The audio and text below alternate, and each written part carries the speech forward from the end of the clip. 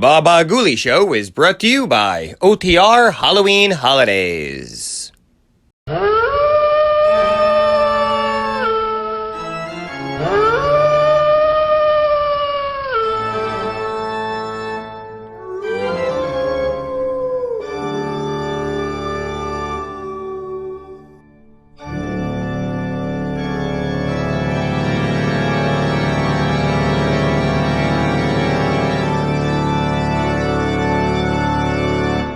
The Mummers in the Little Theater of the Air.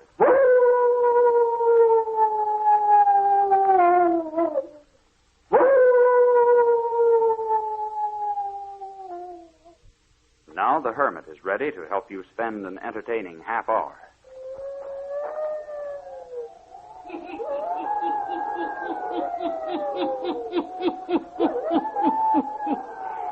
Ghost stories. Weird stories. And murders, too. The Hermit knows of them all. Turn out your lights. Turn them out. Have you heard the story of Vampire's Desire?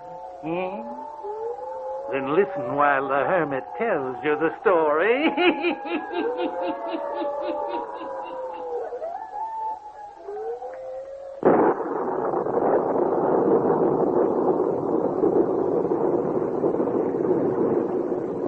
Forbidding-looking place, Mr. Winton. It is at that. We can't go any farther in this downpour. We shall most likely have to stay in this doorway, then. The house looks untenanted. Does it that?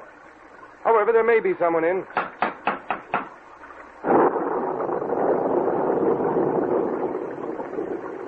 There's no one living in this tomb of a place, Mr. Winton. I think you're right, John.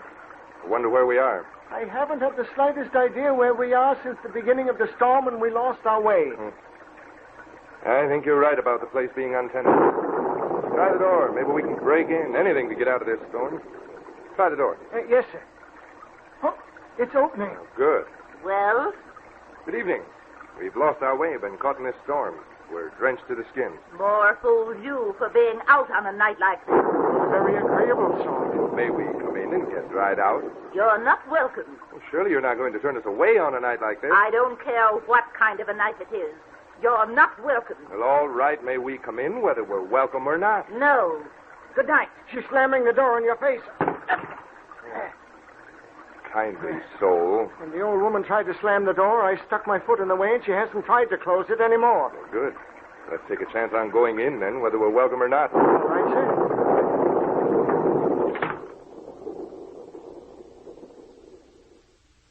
Now, which way, Mr. Winton? Who can tell in this pitch darkness? Listen. The old woman. Yes. Mr. Winton, we're in the house of a mad woman. It isn't a very pleasant sound, is it? Doesn't seem to be a light in the whole place. What shall we do? We'll go to the right. Feel along the wall for a light switch or a door. All right. Come along, then. Follow me. Here's a door. Come along, John. Stay close by me. Yes, sir. Oh, good Lord, sir. Is she going to keep that up all night? Well, if she is, I wish she'd tell what the joke is so we can laugh with her. Find the light switch? No, there doesn't seem to be one. All right, then. We'll continue in the dark. You go to the left, I'll go to the right. Maybe we can find something to sit on. Yes, sir.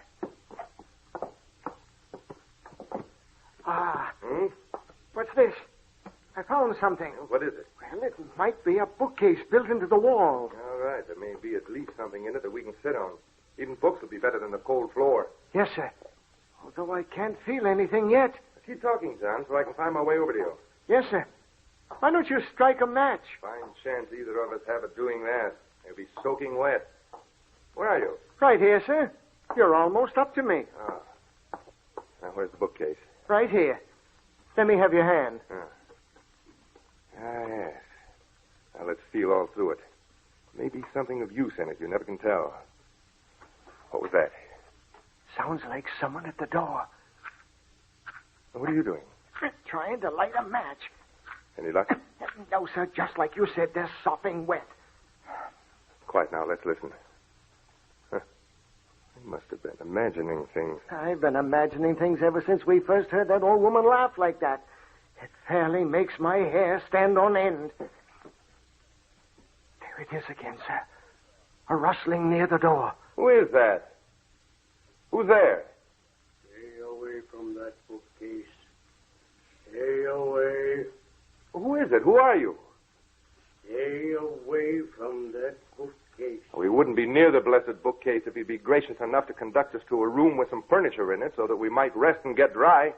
Stay away from the bookcase. He's leaving, sir. Well, this is a fine how do you do, isn't it? Oh, I've had about enough, sir. I'd sooner we were on our way. Oh, nonsense. However, we leave the bookcase alone if that's what we're asked to do. He's still hereabouts? Yes, I heard him. Say, you playing some game with us? If so, we're not in the mood for it. No answer. No. Oh, there she is again. Yes. That's enough. That's enough. What are you going to do, sir? This is some fool game they're playing with us. I'm going to find out about it and put a stop to it. There's a man and woman living in this house. There must be some furniture in at least one of the rooms. Some heat, sir. I'm chilled to the bone. Yes, some heat. There isn't, then there's something going on here that we should investigate and put a stop to. Come along, John. All right, sir, if you say so. Where to first? We'll start right where we are. Search the whole house. From this floor up to the roof.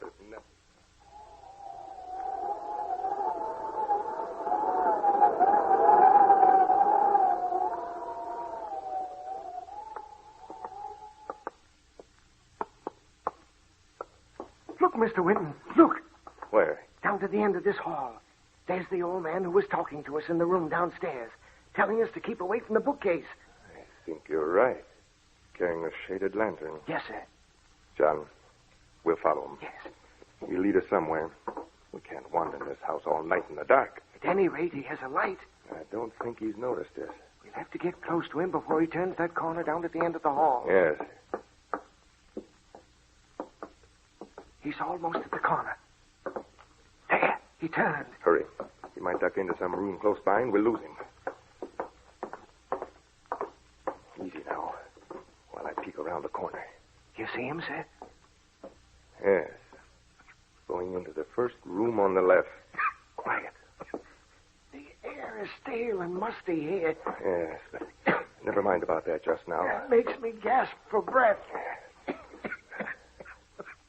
Here's the room he went into. Quiet now while I have a look. Is he in there, sir? Strange. I'm sure he went in there. He might be hiding behind the door waiting to pounce on us. Old man like that couldn't do much pouncing. He might be armed. Always take that chance. The air is stale and musty here, isn't it? I can hardly get my breath. The foul, fetid air coming from that room the old man went into. Well, if he can stand it, we can. All right, sir. But be careful.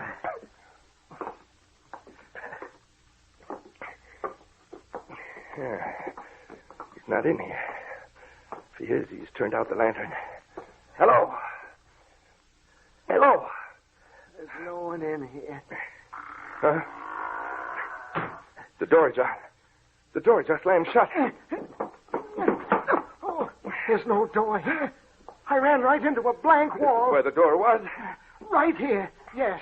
John, we're trapped. There's some devilment underfoot in this house. We're right in the middle of it. In a room with no way out. And no air. No air. Now, don't start whimpering. We're in it, and we'll have to see what we can do to get out. But what could they want of us? How should I know? What shall we do? Just sit and wait? No, we'll start looking for a way out of this room right now. If we only had a light. Maybe we can find some other way out of this room. We can try. You go to your right, I'll go to the left. We follow the wall around till we meet. All right. And tap the wall as you go along. Listen for hollow spots. No. Oh, Now what? I stumbled over something on the floor, sir. Well, what is it? I don't know. I shall have to feel. Oh, What is it, John? a body, sir.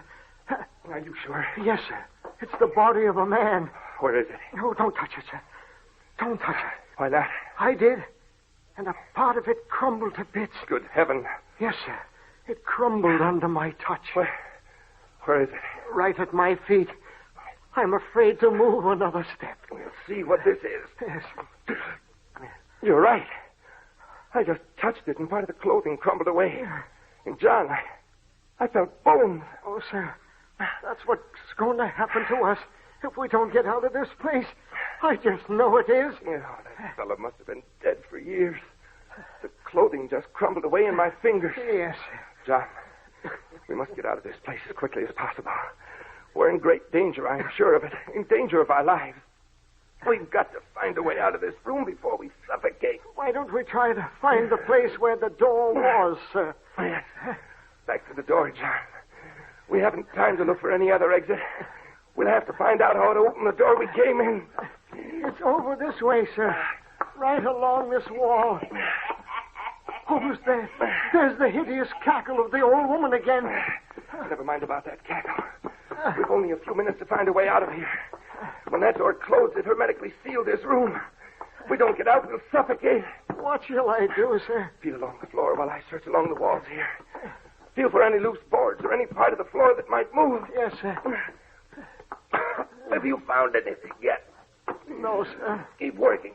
For heaven's sake, keep working. I can't do any more, sir.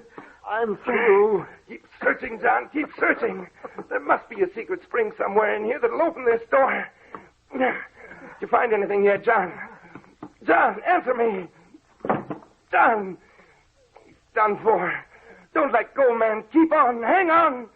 We're not done for yet.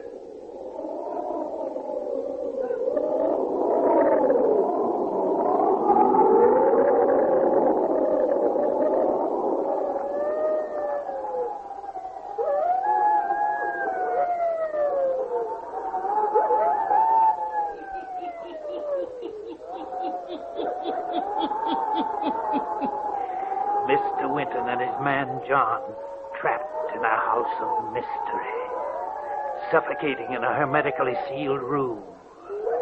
Where is the old man with the lantern? Eh? The hermit will tell you before the night is done.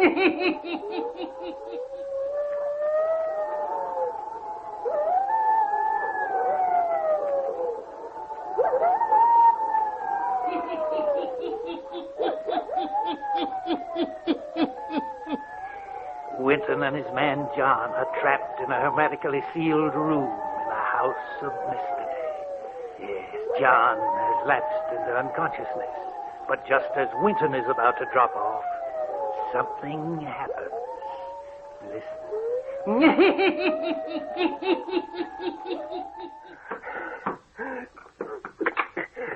John. John, we've made it.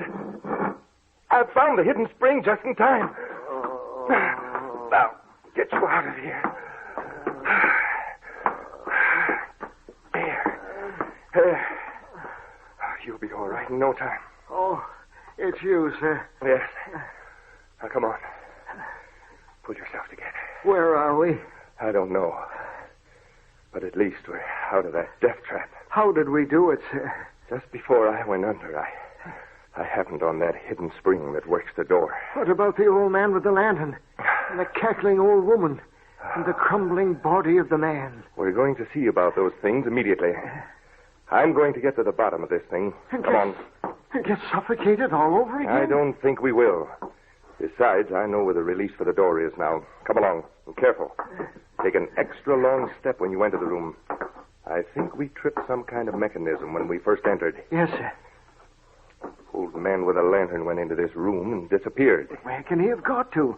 If he stayed in the room, he must have suffocated. He didn't stay in the room. I'm positive of that. Keep your ears open. Listen for any hollow sounds.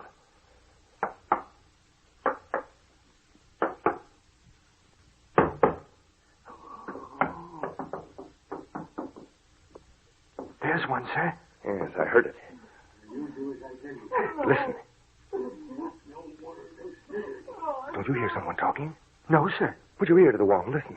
I can't do it anymore. I tell you, I can't. You hear it now? Yes, sir. Two people talking. Yes. I knew that old man couldn't have vanished into thin air. There's another door hidden here somewhere, and we're going to find it. Feel for anything movable around the wainscoting. I'll work up the sides here.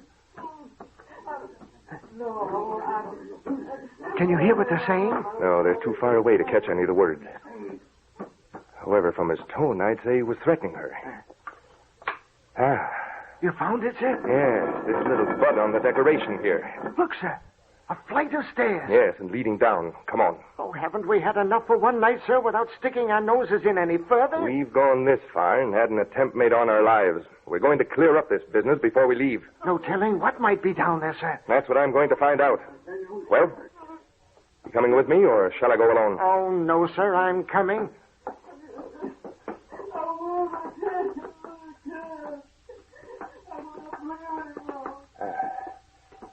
You can hear them talking a little more clearly now. Do it, I tell you. You understand that? We're close enough to make out their conversation. Now there are two more up there with Gregory. The man we saw with a lantern. He's talking about us, John. Yes, sir. He thinks we're dead upstairs with that body we found. If you do not continue to obey me, that's what will happen to you. Oh, no. No. Cringe. Cringe. That's what I want you to do. Come on, John. We'll see what we can do about this. When I'm gone, you think all the money will be yours. I don't know what you're talking about. Oh, yes, you do. Yes, you do. There's a turn in the passage just ahead. I can see a light shining. Quietly now. We'll be able to see into the room in a moment or so. Tomorrow, you will bring me another young animal to feed upon. Yes, Brother Garnet. It's her brother that's talking. Yes. Easy now while I look around the corner. What in heaven's name? What do you see, sir? Come here. Great heavens. A coffin. Yes, a coffin. With a huge lighted candle. And- at each corner. And look in the coffin. A man. The one we heard talking. When you get back to your cottage each morning, you wonder where you've been the night before, don't you? Huh? Here you are, John. But his lips don't move. No, but that's where the voice is coming from. You don't know that I have you under my power? What shall we do, sir? We'll dash in there and let matters take their course. Are you ready? Yes, sir. Come on, then. Lydia, the candles, quick, out with them! Stop! John, quickly, that cover over there. Slam it on the coffin.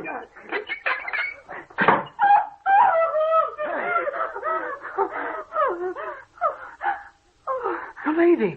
Look at her. Look at the change that's coming over. Where am I? A coffin. You too.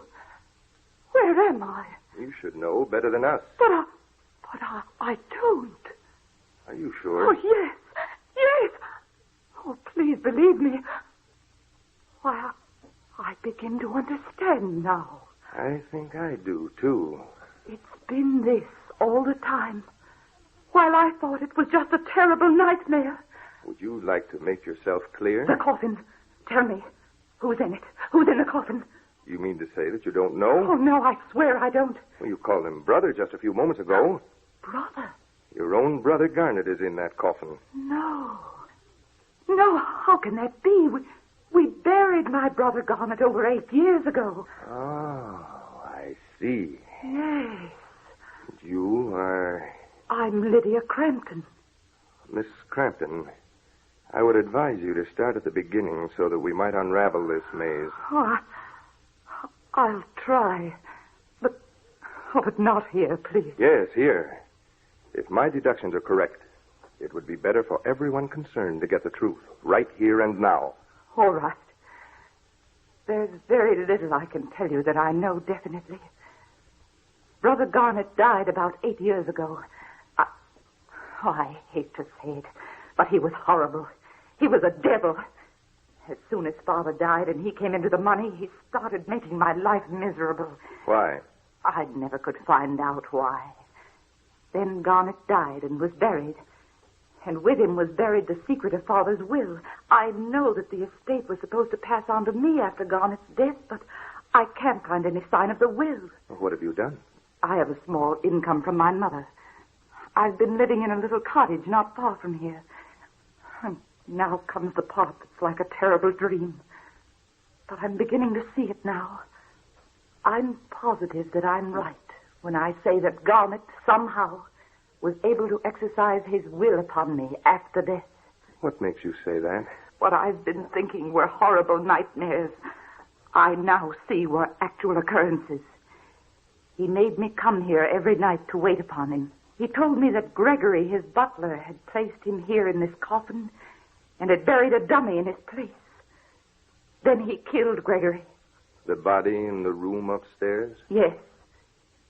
When he had me under his spell, I used to pass through that room and laugh at the remains of Gregory, call him lazy for always sleeping on the floor. To think that I would do a thing like that. Go ahead, Miss Crampton. He made me bring him a young animal every day or two. What was that for? He fed upon them. Ah, I thought so. He feeds upon the blood of animals. Yes. He sucked the blood from them. And when he had fed, he had the strength to get out of his coffin for a while. This is horrible. Stop her. Oh, quiet, John. Then that's how we saw him in the hall upstairs. Go ahead, Miss Crampton. That is about all. He used to taunt me by the hour, telling me I'd never come into my inheritance. I see. When we slammed the lid on the coffin, we broke his spell over you. Yes, you must have done. Tell me, Miss Crampton, where in this room are we in connection with the rest of the house? I don't know. It must be on the ground floor, I suppose. That's what I was thinking. I have an idea. What is it, sir? Hear that? Another hollow spot. Exactly. Now, watch this point right here. Yes, sir? We'll press it and... It's opening. What? Why, it's the bookcase in the front room. Look at this in the back of the bookcase. A small secret compartment. Keep away from the bookcase. The dead body is talking. Talking even with the coffin lid on. All right, John, we're ready to put a stop to his talking. Here, Miss Crampton, a package from the compartment in the back of the bookcase. I think you'll find it's your father's will. Father's will? Yes. Now, John, take those candles out of the candlesticks. Hand the candles to Miss Crampton. Now, hand me one candlestick and use the other as the hammer. What are we going to do, sir? We're going to put an end to Garnet Crampton. But how, sir? What are we going to do with the candlestick? I'll show you. I'll use the ornamental pointed end of this candlestick as a spear. You use your candlestick as a hammer. We'll drive this one through the heart of that monster in the coffin. No, no. But that would be murder. Will not. He only lives during the night. Go on, strike.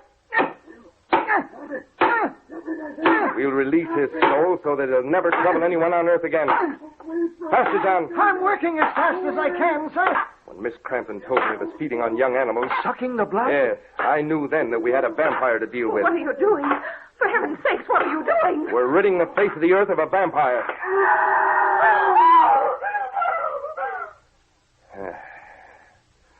It's done.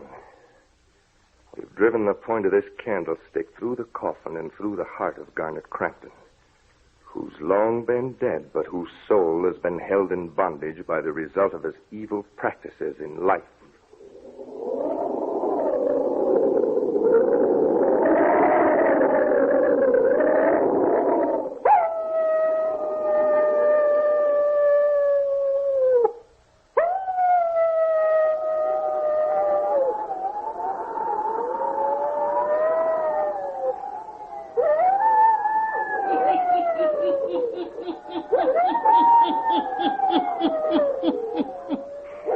With the heavy candlestick used as a spear, Winton and his man John put an end to the vampire's desire.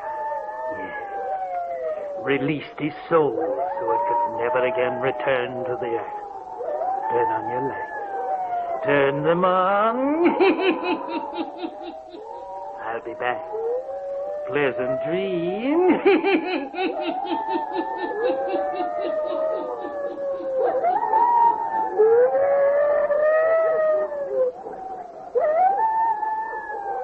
All characters, places, and occurrences mentioned in the Hermit's Cave are fictitious, and similarity to persons, places, or occurrences is purely accidental.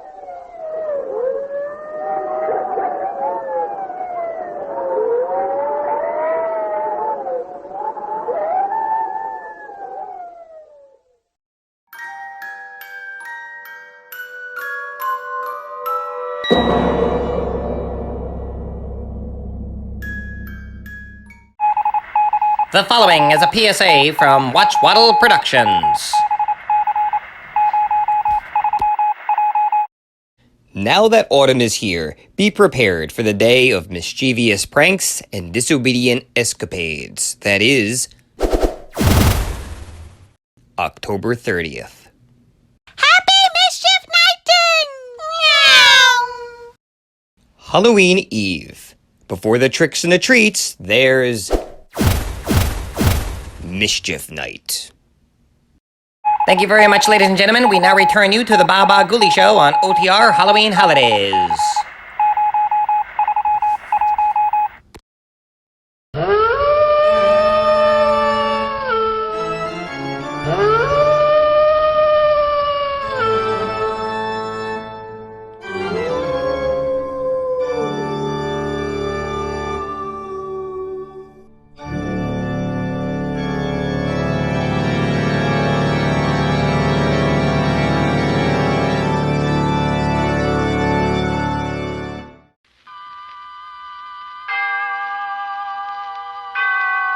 Autolite and its 98,000 dealers bring you Mr. Herbert Marshall in tonight's presentation of Suspense.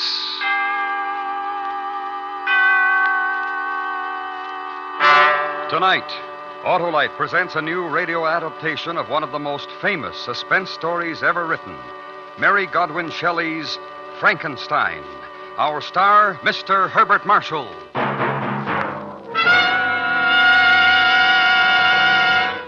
Hello there, Harlow. Well, mend my fences if it's not the senator. How's it look for you, Senator? Going to cast your ballot tomorrow, Harlow? Why, Senator, I'd no more forget to vote than forget to winterize my car. And now's the time to do it. Get the oil and grease changed, put in antifreeze, inspect the battery cable. And check the spark plugs, too. Right, Johnny Plug Check. The spark plugs are the very heart of your car's ignition system. And when they're right, your chances of starting, even in coldest weather, are better than ever. Well, I'll visit my Autolite spark plug dealer, Harlow. Do that, Senator, because he's the expert on cleaning and adjustment. And if replacements are needed, he'll recommend those world-famous ignition-engineered Autolite spark plugs, either standard or resistor type. To quickly learn the location of your nearest Autolite spark plug dealer, phone Western Union by number and ask for Operator 25. And remember, from bumper to tail light, you're always right with Autolite. And now, Autolite presents transcribed Frankenstein, starring Mr. Herbert Marshall, and hoping once again to keep you in suspense.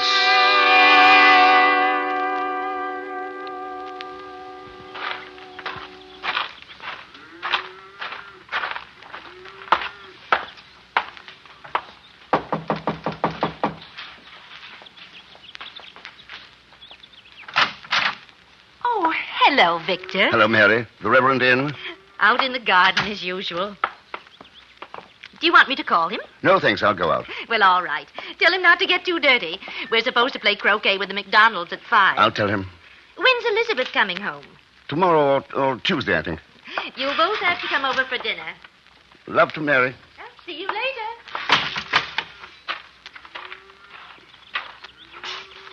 Hi. Oh, you're just in time to give me a hand. Whew. Now, these Indian summers, hot, too sticky. James, I got to talk to you. Well, of course. What, anything wrong? You know, you haven't looked too good for the past month or so. Something on your mind? Yes. Oh, well, then. Let's go in the house. I'll get you a beer. We can talk. No, not in the house. Do you mind if we walk? Oh, of course not. Oh, wait a moment. I put my pipe over there. There we are.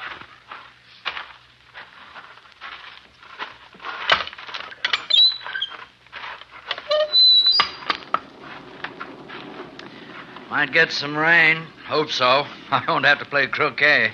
That's a nice game. James? Oh, look now, we're friends. You know you can speak to me. What's the matter? One of your patients die? You made a mistake, perhaps? No, nothing like that. Perhaps it's worse. I'm not sure. Has it anything to do with Elizabeth going away? In a way, yes. Oh. My favorite place. You know, Victor, I think of most of my sermons standing here looking across the valley. Lovely, isn't it? Got a match? Oh, thanks. Listen, I've been doing an experiment. It's very complicated. And I've almost finished. Well, that's wonderful. I think I'm a little afraid of it. I don't know. I've tried to think it out myself. I can't find the answer. Go on. You believe in God, don't you? Oh, I mean, because I don't go to church, you don't think that I don't believe, do you? I don't think that at all. You're a good man. I want you to promise me something. You've got to promise that you'll never breathe a word of what I'm about to tell you. You have my word. You swear? I don't usually break my word. Oh, I'm sorry. Look, I've made something. It's tremendous. It's impossible. But I think I've done it. And it goes against everything you believe, James. What? What have you done? I've made a thing. I don't understand. I put it together. Heart, brain, nerves, muscle, everything. I've done it. Now do you understand? A complete body. And you're upset because of that? You think that you've done something wrong? But... Oh, you're a surgeon.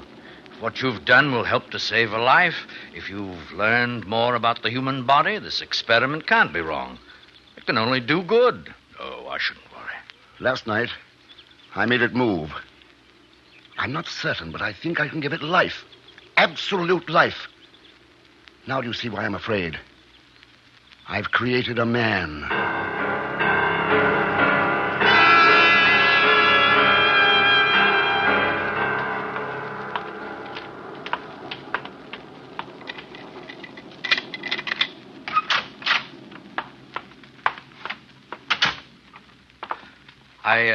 I'd better call Mary. She'll be worried. All right, but... I won't say anything.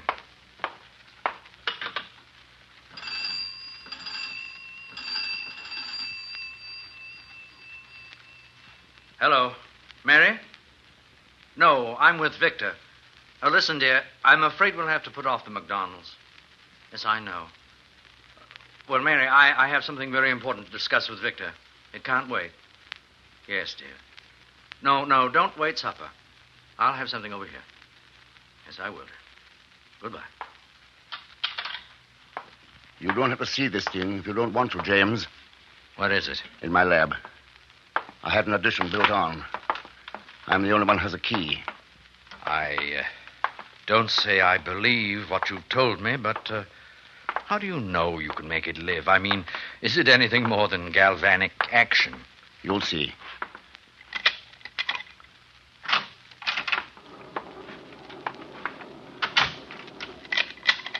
Why lock it? I always do. Oh. Is that the addition over there? Yes.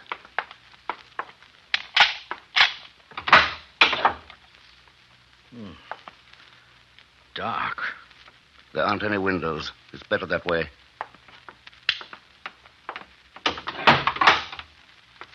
Before I show you, I want to explain. This is what started it. It was mostly an accident. One of the kids brought in his dog. It had been run over, killed. He wouldn't believe it was dead. Expected me to bring it back. I gave it a shot in the heart, and then another with this stuff, a compound I've fooled with for a long time. Yes? The dog came back to life. Just for a moment. How do you know the dog was dead? No, it was. It had been for 2 hours. All that happened 3 years ago. You've been experimenting on things ever since? Yes. It's wrong. I don't know. No, it's wrong. You don't have to stay, James. What are you going to do? Try to bring it to life? I've got to. I've got to try. Then why did you come to me? I wanted to tell you. I had to tell someone you're my friend. I'm a minister. I preach and believe in the Word of God. Do you want to see it? No. No, I don't, but I must.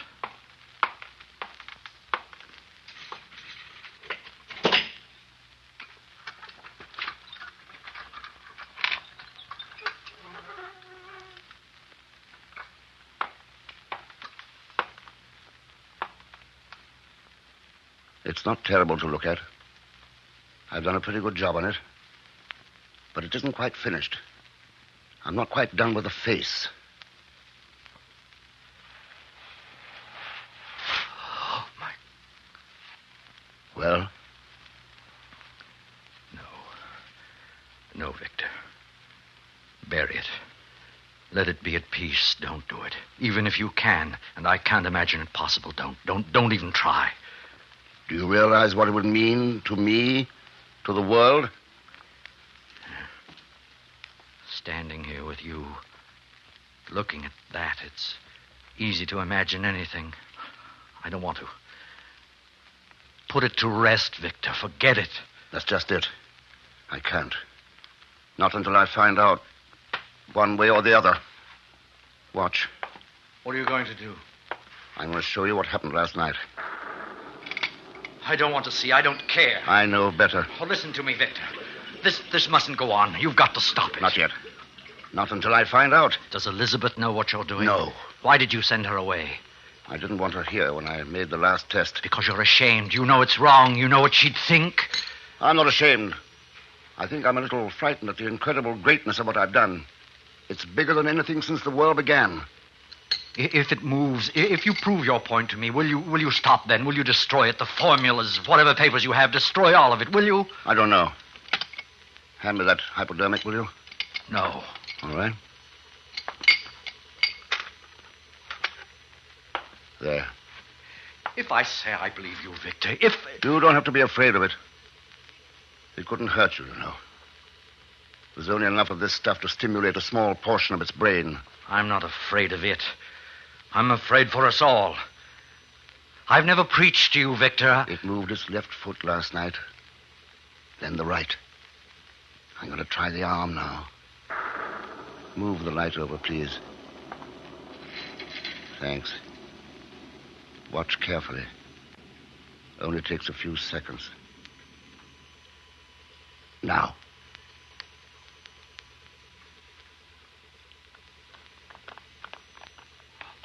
Look. Its hand. I know. That's the way it was yesterday. The movement only lasts for a moment, though.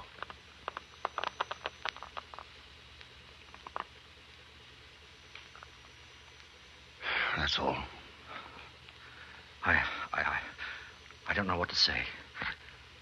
I don't even think I understand what I've seen, except that it's terrible. Because you don't understand, or because of what it means? I'm afraid, if you like.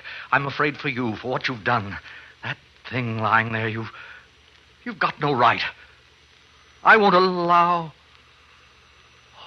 What's that? What? Listen.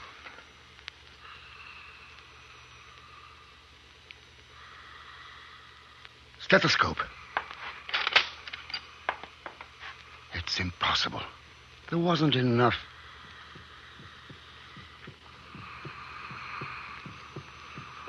It's breathing, Victor. What have you done? The thing's alive.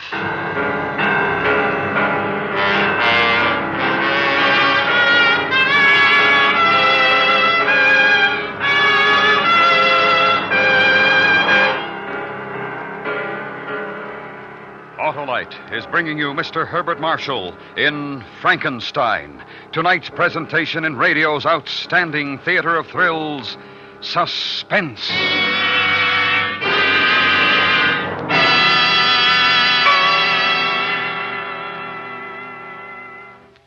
Hello, who's this Johnny Plugcheck who's always electioneering about spark plugs? Why, Senator, Johnny is a helpful hinter fighting Old Man Winter.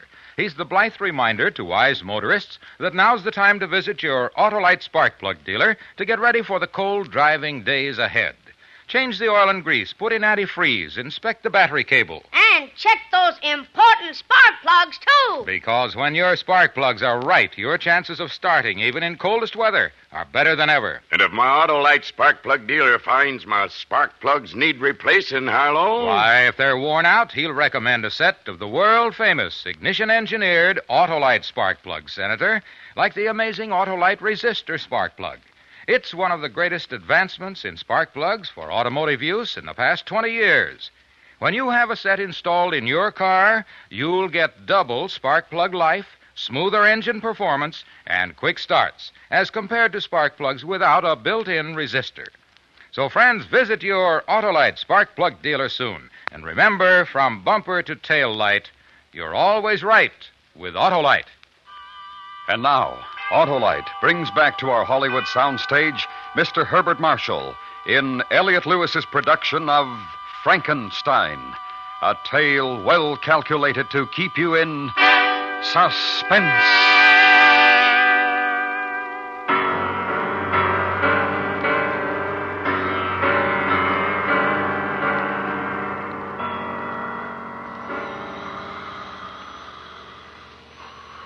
It didn't have enough.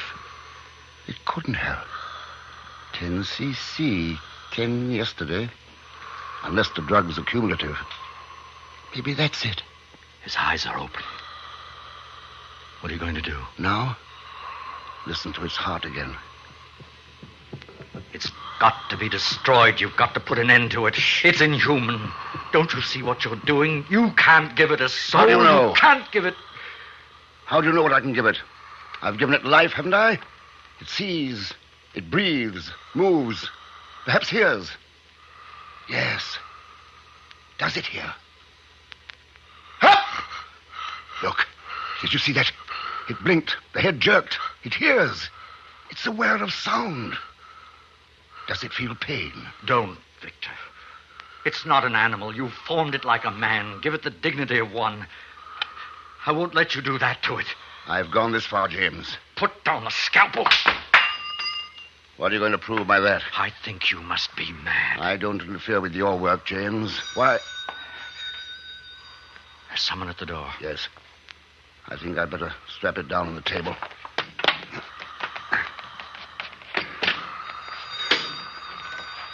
You won't forget your promise, will you?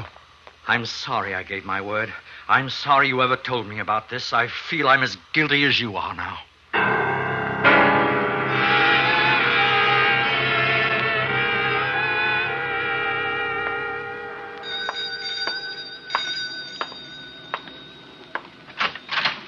Well, whatever took you so long?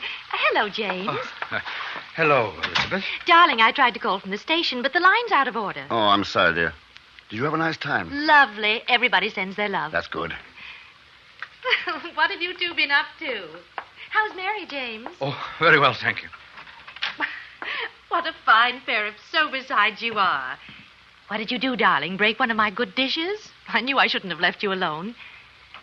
Well, what are we standing in the hall for? Let's go Elizabeth, in I must be going. Mary will be wondering, particularly if the phone's out of order. It's raining very hard. Oh, no, I'll be all right. You'll take an umbrella. There's one in the kitchen. Are you going to tell her? No. You won't unstrap it from the table, will you? Not yet. All right, I'll try to come back later. I want to think. About what? You've changed since you came to see me this afternoon. You really don't care what I think now, do you? I suppose not. Thanks anyway, James. Are you going to let it live? That's funny from you. Have I the right to kill it? You've already done something you had no right to do. Something that you don't even understand. The creation of man isn't your job, it isn't mine. Oh, I know your bright scientific mind's laughing Here's at me. the umbrella, James. But I wish you'd wait until the storm blows over. No, I really must get back. Thank you, Elizabeth. I'll return it tomorrow. Goodbye. Well, what's the matter with him? Have you been arguing religion again, Victor? No, dear. Look, I'm doing a little work in the lab. It's rather important. Do you mind? What is going on, Victor? There's something. No, dear, nothing at all. There isn't. I know there is. What's the matter? Nothing, dear, really. I've got to get back to work now.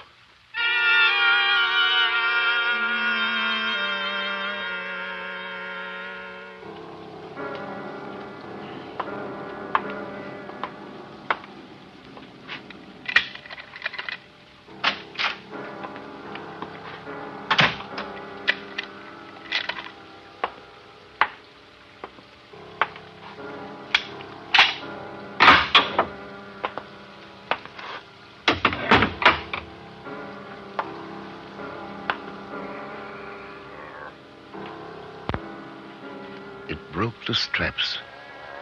It got off the table. It broke the straps. It's just standing there, looking at me. What do I do? Talk to it? What do I say? Can it understand I've done it? I've done it? It's almost perfect. Muscular control. Coordination. I wish I'd finished the face, though. It must be terribly strong. That's odd. It's not over average size. Now what?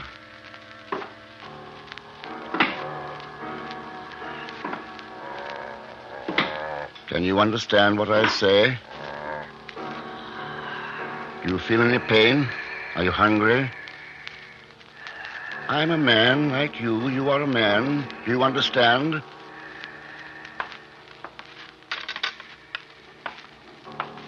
Here. This is a mirror. You can see yourself in it. Look.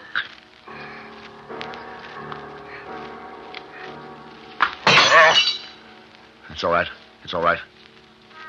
It's angry. But it doesn't show anger in its face. There's emotion, though.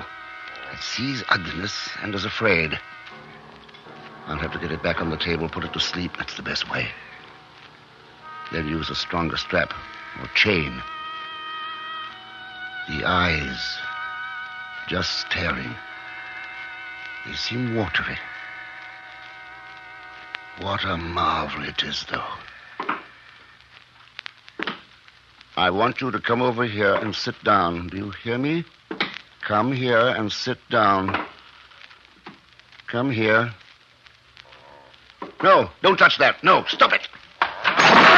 Stop it. Put it down.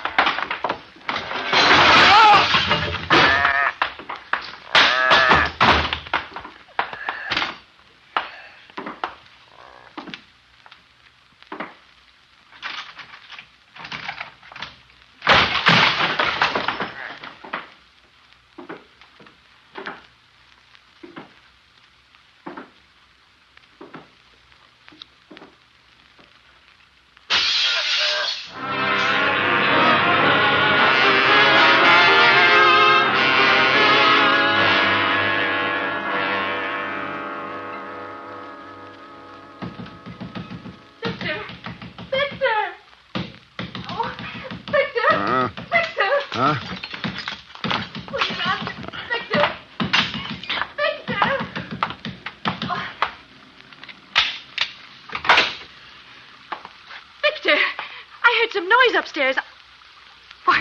What's happened to you? Who broke the window? The window. Oh, Victor. What's the matter, dear? What's happened? Did you see anyone? But no. Did someone break in? Elizabeth, don't ask me any questions. Just do what I ask. Get your coat on. But why? I'm taking you over to the Gibsons. I want you to stay there. Oh, why? Why? What is it? Oh, Victor, please. I can't tell you about it now. You may have to stay there all night. Hurry, please.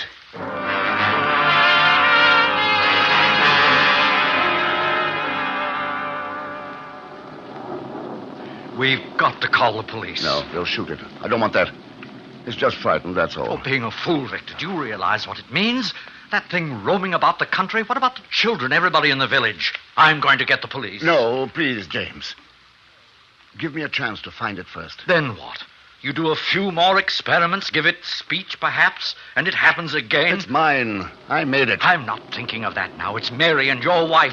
We don't even know where it is. If it wants to kill, how do you know where it will start? All right. Just give me an hour. Let me try to find it before we call the police. If I do, I'll take it back and destroy it myself. Do you give me your word? Yes. All right. I'll go with you. Thanks, James.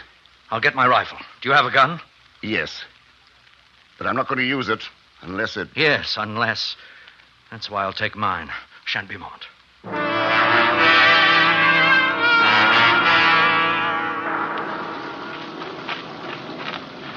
It's getting dark. Where do you think it might have gone? It's hard to tell. It's afraid of thunder. It might be hiding in the barn. The old Hamilton place? Yeah. How are you going to capture it? Have you thought of that? I brought along a hypodermic. You're not afraid anymore, are you?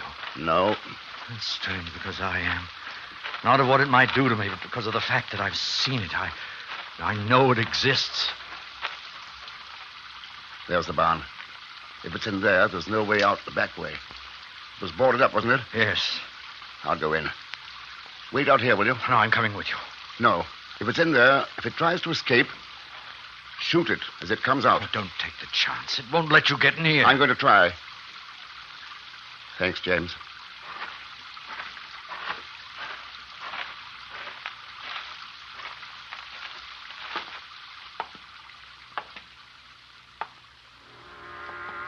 I lied. I am afraid. And if it's in here, hiding, waiting for me, I am afraid. I should have destroyed it. James was right. Well, what's the matter with this flashlight? Wet. Ah, that's better. What's that? In the corner.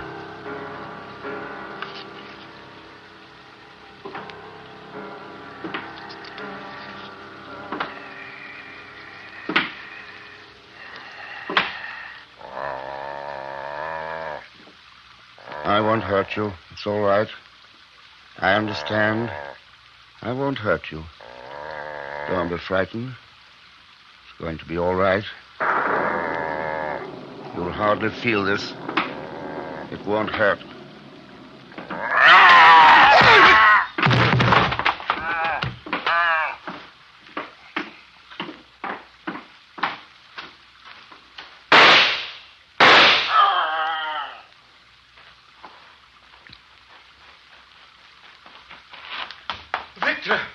Victor! Did you shoot it? I'm not sure. I might have hit it. I don't know. It's gone? Yes, are you? Victor. Victor. Oh, Victor.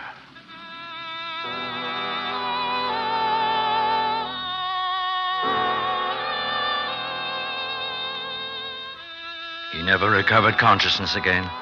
Outside, I looked for the thing I'd shot at, but there was no sign of it.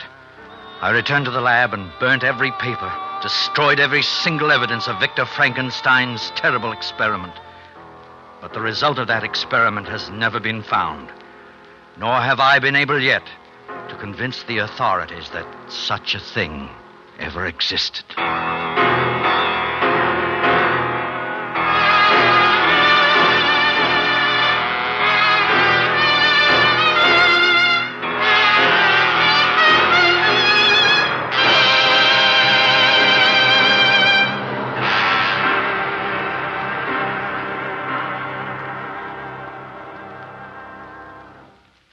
Suspense.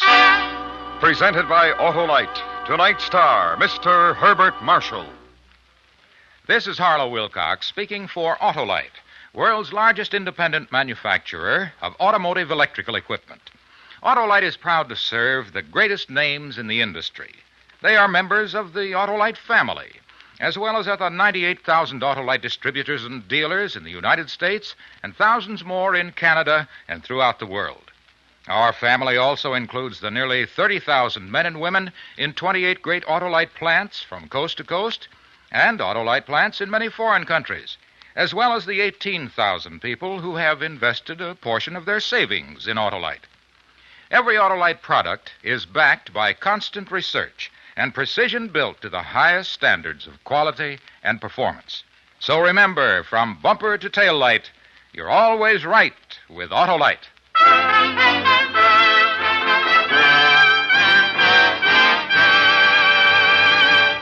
Next week, a story based on fact, terrifying in its truth. The dramatic report of a man returning home to find he now lives in a frightened city. Our star, Mr. Frank Lovejoy. The program will be heard on Suspense. Tonight's story was adapted for Suspense by Anthony Ellis. Suspense is transcribed and directed by Elliot Lewis. Music was written by Lucian Morwick and conducted by Lud Gluskin. In tonight's cast, Joseph Kearns was heard as James Gibson, Paula Winslow was Elizabeth, and Paul Frees, the monster. Herbert Marshall is soon to be seen in the RKO radio picture The Bystander.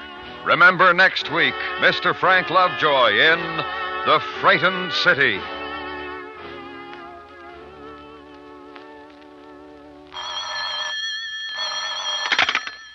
You can buy Autolite resistor or standard type spark plugs, Autolite stay-full batteries, and Autolite electrical parts at your neighborhood Autolite dealers.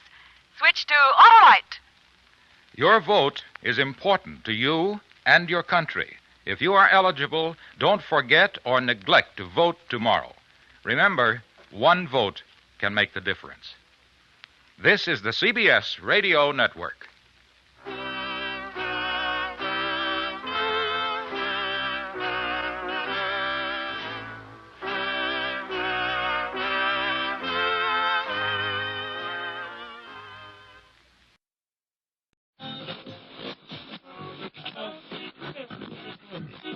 Good evening, ladies and gentlemen, and happy Halloween. We invite you to this year's Jack-o'-lantern festivities over at the Grover Cleveland Pumpkin Patch in Bergen County, New Jersey. Sponsored by the newest innovation of entertainment technology, the combination radio-television. Hear the best in radio shows. With, of course, a live viewing on your television screens. Due to the issues in WatchWaddle's uploading, we now go to the emergency WatchWaddle broadcast. Aliens have landed in New Jersey. Repeat, aliens have landed in New Jersey.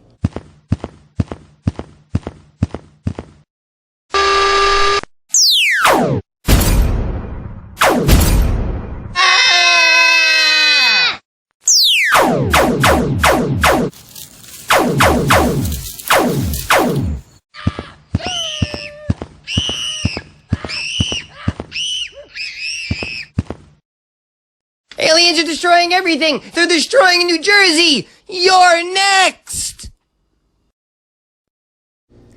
This WatchWaddle emergency broadcast has been brought to you by OTR Halloween Holidays, your channel for vintage radio shows.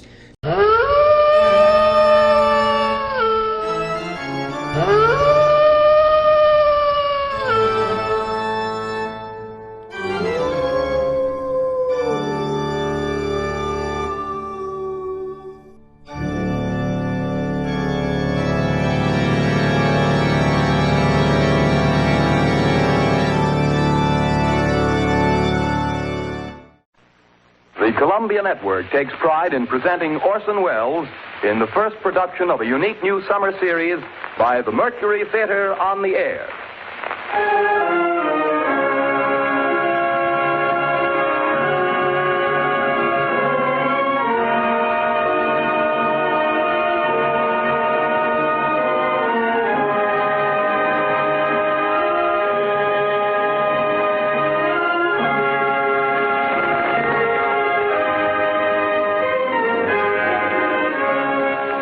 In a single year, the first in the life of the Mercury Theater, Orson Welles has come to be the most famous name of our time in American drama. Says Collier's Magazine, 23-year-old Orson Welles threw a bombshell into Broadway. Robert Benchley writes in the New Yorker, The production of the Mercury is, I should say, just about perfect. Time Magazine declares, The brightest moon that has risen over Broadway in years. Welles should feel at home in the sky, for the sky is the only limit which his ambitions recognize. And finally, the United Press remarked, Meteoric rise of Orson Welles' Mercury Theater continues unabated. With 4 hit shows in its first year, the Mercury might well close its door on a season unparalleled in Broadway history. But Mr. Welles has long been working on a project for a greater audience, the Broadways of the entire United States. The Columbia Network is proud to give Orson Welles the opportunity to bring to the air those same qualities of vitality and imagination that have made him the most talked-of theatrical director in America today. And it is this project which Columbia brings you this summer. The first time in its history that radio has ever extended such an invitation to an entire theatrical institution. But here is Orson Welles himself to tell you about it. The director of the Mercury Theater, the star and producer of these programs, Orson Welles. Good evening. We're starting off tonight with the best story of its kind ever written. You will find it in every representative library of classic English narratives. It is Bram Stoker's Dracula. The next time I speak to you, I am Dr. Arthur Seward. George Goulouris plays Jonathan Harker, and Martin Gable plays Dr. Van Helsing. It is Dr. Seward who tells the story, and so for the moment, goodbye, ladies and gentlemen. I'll see you in Transylvania. The Mercury Theater on the Air presents Orson Welles as Count Dracula in his own version of Bram Stoker's great novel, Dracula.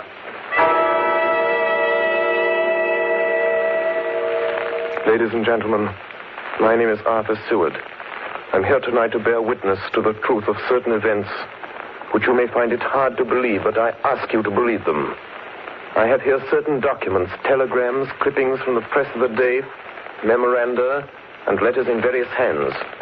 All needless matters have been eliminated, so that a history almost at variance with the possibilities of contemporary belief may stand forth as simple fact. I present you first with excerpts from the private journal of Jonathan Harker. I, Jonathan Harker, lawyer's clerk, article to Peter Hawkins, Esquire of Exeter, England, am writing this journal in the hope that if misfortune overtakes me, it may one day come to the eyes of those who love me. I set out from London on the last day of April to visit one of our clients in Eastern Europe. On May the 3rd, I arrived in Budapest and came after nightfall to Klausenburg on the borders of Transylvania. At Bistritz, there was a letter of welcome for me from our client, informing me that his carriage would await me at the Borgo Pass. It was signed Dracula.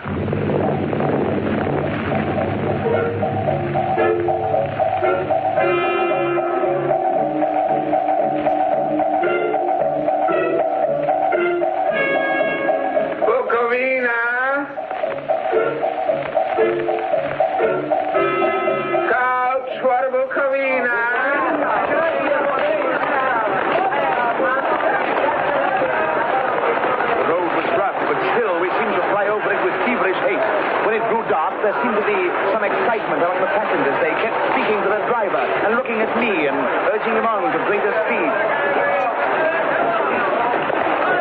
The crazy coach rocked on its great leather strings. The mountains seemed to come nearer to us on either side. Coachman! Coachman! What is it? Where are we? You're nearing your destination, young hare. This is the Borgo Pass.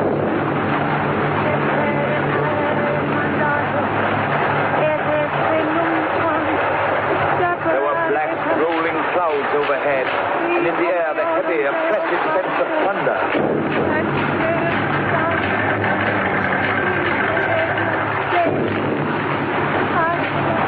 Now, we were through the pass. The young hare is not expected after all.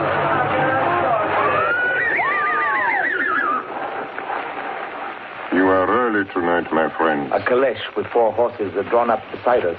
Let me help you, sir. The coachman smiled, and the lamplight fell on a hard-looking mouth with very red lips and sharp-looking teeth as white as ivory.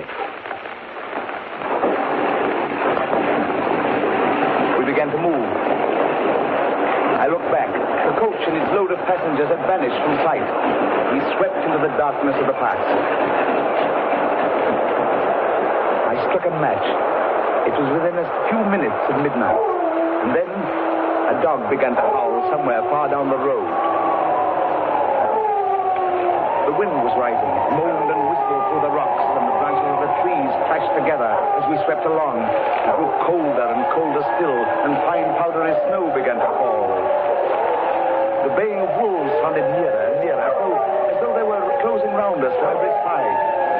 We kept on ascending, always ascending. The howling of wolves was growing less.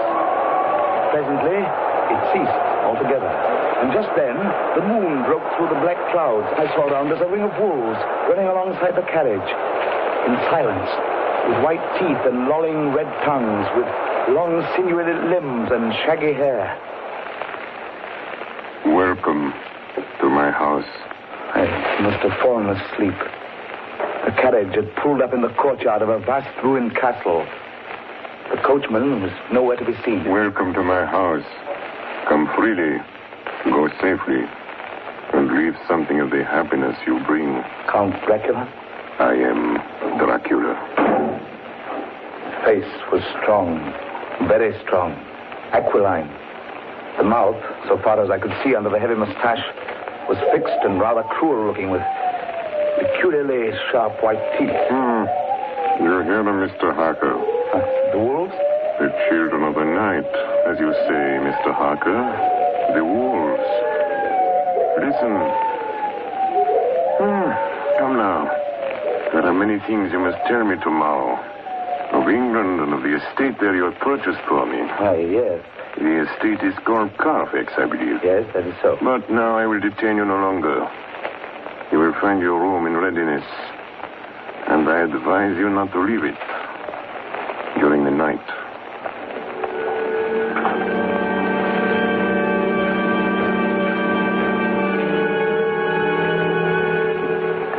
This castle is on the very edge of a terrible precipice. A stone falling from the window would fall 1,000 feet without touching anything.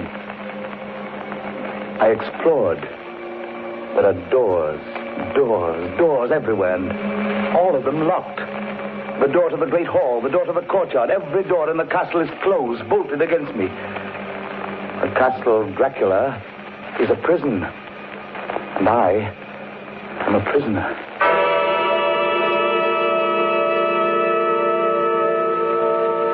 The next night, I couldn't sleep. So after a few hours, I got up and, lighting my candle, I placed my shaving mirror on the dressing table and was just beginning to shave. You seem restless, Mr. Harker. I hadn't seen him, although the reflection of the glass covered the whole room behind me. I turned to the glass again. I could see him over my shoulder, but there was no reflection of him in the mirror. It was blank. I started and cut myself on the side of the throat. The blood was trickling down my neck. Count, my mirror! The blood! The blood! Wipe the blood from your face, Mr. Harker. And take care how you cut yourself.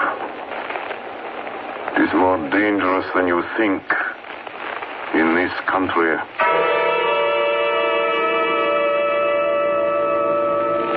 When I woke, I found most of my things were gone. My passport, my notes, my letter of credit. I could find no trace of them anywhere. And my door is locked from the outside. June 20th. There is work of some kind going on in the castle.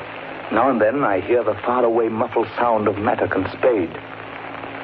And last night, the second of the predated letters which Dracula made me write, the second of that series which is to blot out the very traces of my existence from the earth, went forth.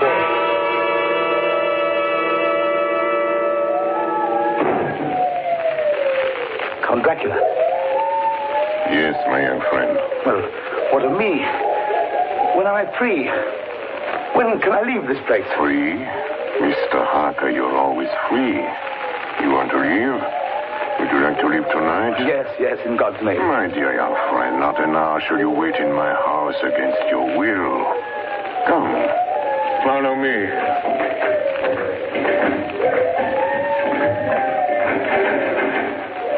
The door seems to be bolted. How strange.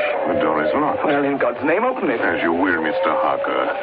You English have a proverb which is very close to my heart. Welcome the coming, speed the parting guest. Good night, Mr. Harker. Shut the door! Shut the door! I tell you, shut the door! Shut! The door is shut, Mr. Harker. I take it you will remain.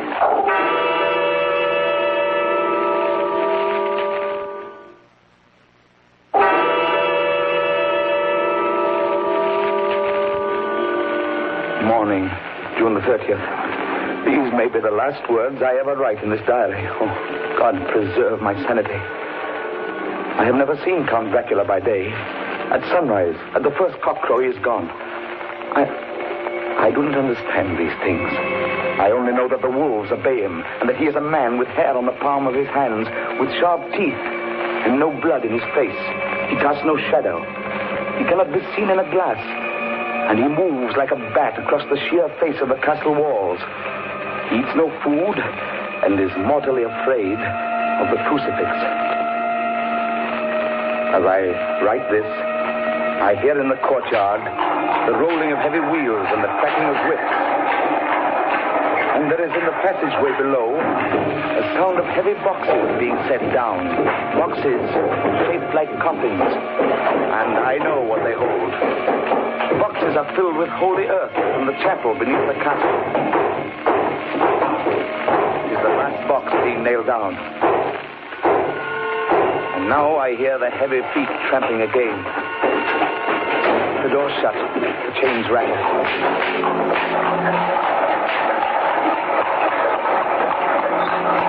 In the courtyard and down the rocky way, the roll of heavy wheels, the crack of whips. Help! Help! Help! The wagons have gone. I'm alone in the castle. I'm alone in the castle. I'm alone in the castle. I'm alone. I'm alone. I'm alone. Ladies and gentlemen, this is Dr. Seward. Mr. Harker's journal terminates at this point. I now present in evidence a clipping dated August 8th of that year from the Yorkshire Telegraph from our correspondent in Whitby. One of the greatest and suddenest storms on record was experienced here today. The weather has been somewhat sultry, but Saturday evening was fine. The band was playing. The piers were crowded with holidaymakers. The wind fell away entirely during the evening, and there was a dead calm. There were but few lights at sea. The only sail noticeable was a foreign schooner under full canvas, which was seemingly going westward. A little after midnight came a strange sound from over the sea, and high overhead the air began to carry a strange, faint, hollow booming. Then, without warning, the tempest broke. And there, with all sails set, was the foreign schooner rushing with terrific speed toward the shore. A searchlight was turned on her. And there, lashed to the helm, was a corpse with drooping head which swayed horribly to and fro at each motion of the ship. A moment later, she crashed. And then a strange thing was seen. At the very instant she touched, a huge dog sprang up on deck from below and, running forward, jumped from the bow onto the sand and, making straight up the east cliff toward the graveyard, vanished into the night. The Coast Guard, going aboard at dawn, found the dead man fastened to a spoke of the wheel. Tightly clutched in one hand was a crucifix. The man must have been dead for quite 2 days.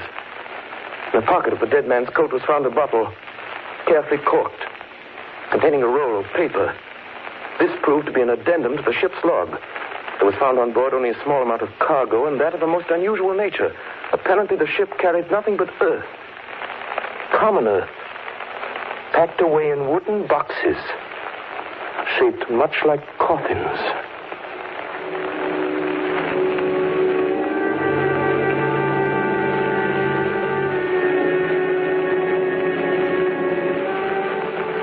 Log of the Demeter, July 6th. Finished taking in cargo, a queer cargo, boxes of earth.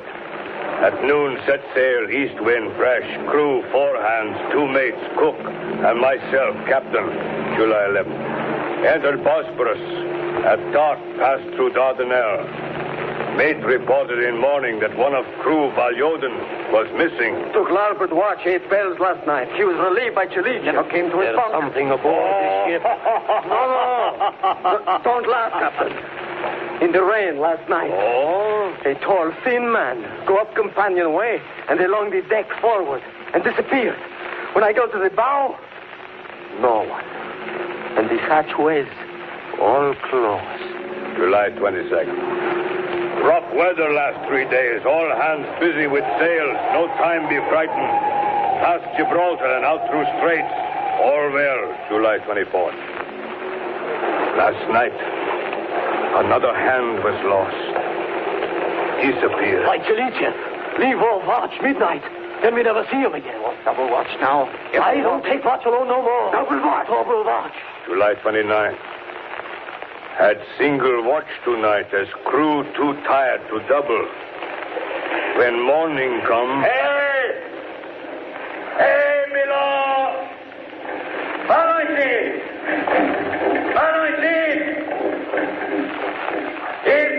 team below. She's gone. Oh, she's gone like the others. Like all the others. The mate and I have agreed to go armed henceforth, July 30th. Last night. We are nearing England. Weather fine. All sails set. Captain! Captain! The man in the Washington stairs was missing. Both missing.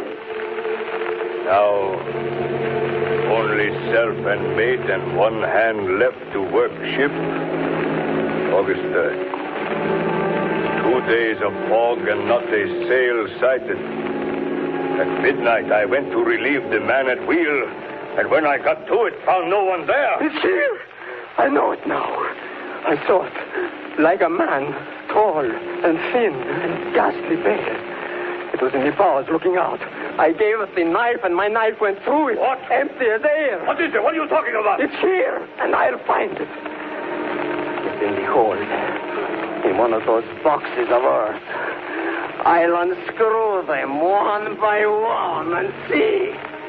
And see. He is mad. Stark raving mad. It's no use my trying to stop him. He can't hurt those big boxes. They are invoiced as common earth. I know the secret now. The sea will save me from him. That's all that's left. That's all that's left. August 4th. I am all alone on my ship. And still the fog. I dared not go below. I dared not leave the helm. So here all night I stayed. And in the dimness of the night, I saw it. I saw him.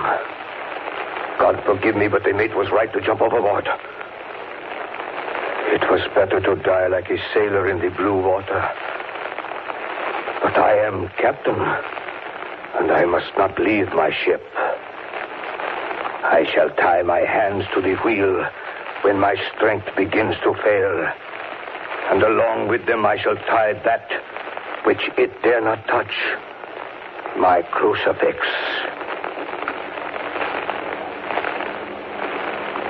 I am growing weaker, and the night is coming on. God and the Blessed Virgin help a poor ignorant soul trying to do his duty.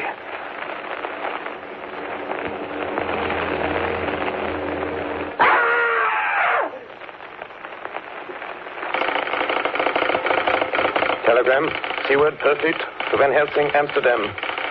Lucy Westenra in alarming condition. Cannot diagnose. Come at once. Seward. Telegram, Van Helsing, Amsterdam, to Seward, Perfect. I'm on my way to you. Please arrange the examination immediately my arrival, Van Helsing. Ladies and gentlemen, I must now explain that 6 months before the events recorded here, I had become engaged to a young lady, Lucy Westenra. We were to have been married in the spring.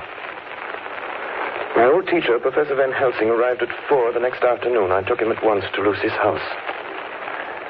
She lay in a bed asleep. She was ghastly, chalkily pale. The red seemed to have gone even from her lips and gums, and the bones of her face stood out. Young Miss is bad. Very bad. She must have blood or she will die. Yet she is not anemic. The qualitative analysis of her blood gives quite normal condition. It is strange. I do not like to think how strange. Look! My God, her throat, look! The black velvet band that she always wore had dragged up a little and showed a red mark on her throat. Just over the external jugular vein were 2 punctures, not large, but not wholesome looking. The edges were white and worn looking. Well? Well, what is it, Professor? What's wrong with her? Speak frankly. You can tell me the worst. I wish I could, Stuart. I wish I could. But I do not dare. Won't you tell me anything? I will tell you this. Your young lady is in a danger greater than death. You must believe me. If you leave her for one moment and harm befalls, you will not sleep easy thereafter.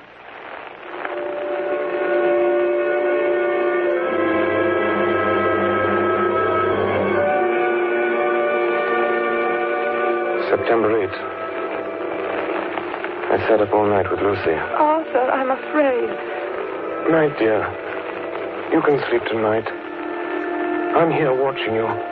Nothing can happen. And I promise if any sign of bad dreams, if I see anything, I'll wake you at once. Will you really? Then I'll sleep. I sat all night by her bedside. She did not wake once during the night, although her brows or a bat or something flapped almost angrily against the window panes. September 11th. Still quoting from my private journals. At this time that I received a message from Purfleet. Read 10:20 p.m. St. John's Hospital, serious complications, case 891, your immediate presence, London, imperative. I had no choice. Sometime later, a paper was found among Lucy Westenra's belongings. I write this and leave it to be seen so that no one may by any chance get into trouble through me.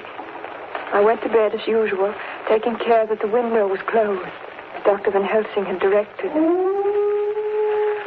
About 2 a.m, I awakened. I went to the door, called out, "Arthur! Arthur!" There was no answer. Something's broken the window. I'm in the room, alone. I dare not go out. The house seems empty. The air is full of specks, floating, circling in the draught from the window. The light burns blue, dim.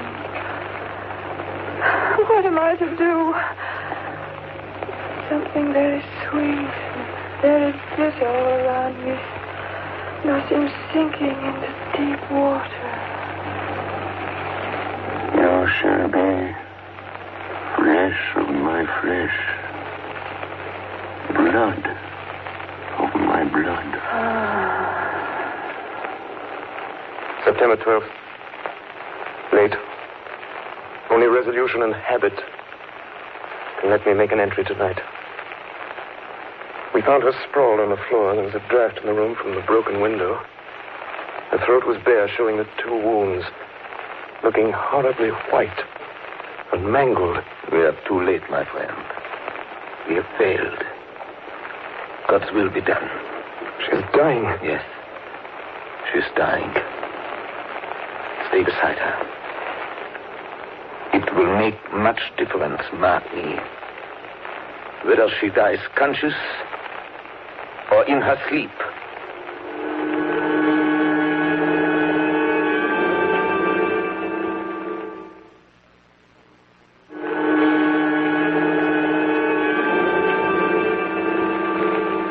It was late in the afternoon before she opened her eyes. Arthur, oh, my love, I'm so glad you've come.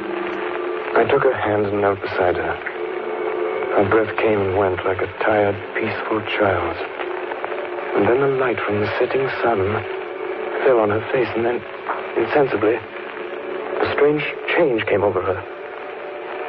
Her eyes grew suddenly dull and hard. Her breathing was heavy, the mouth opened, and the pale gums drawn back made the teeth look large and sharp. Arthur, oh, my love, I'm so glad you've come. Kiss me. Bend down and kiss me. Not for your life. Not for your living soul at hers. Lucy!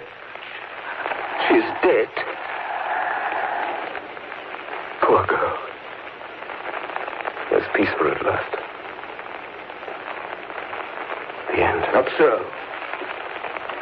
It is only the beginning. Wait and see.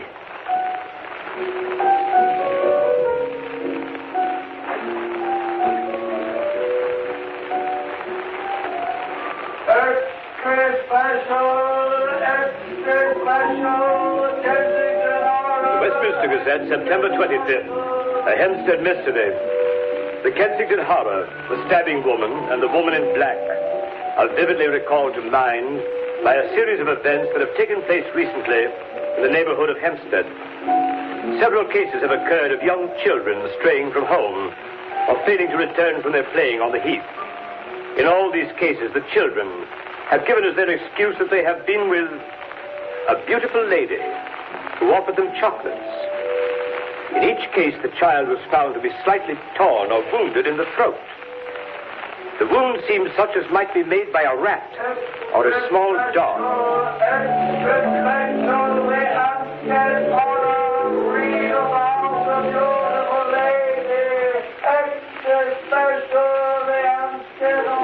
The Hempstead Horror.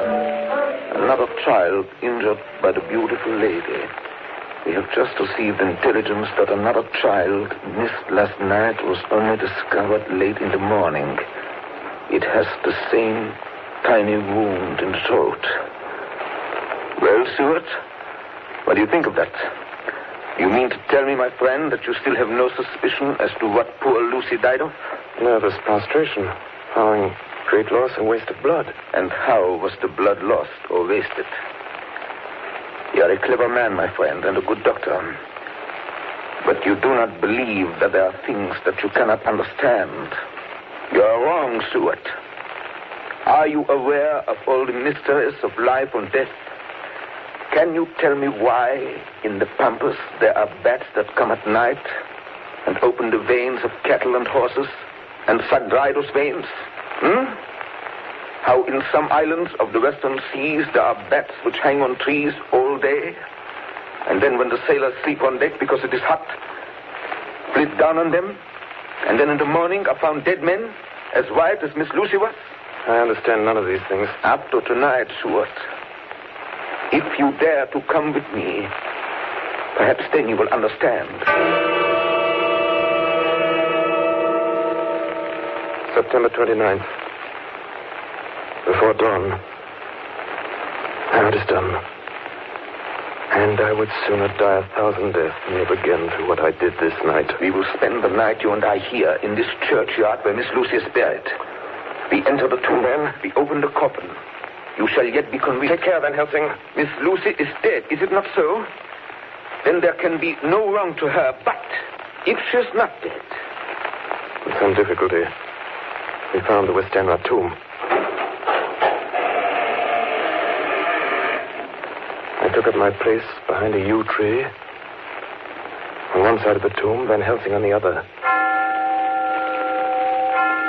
I was chilled and frightened.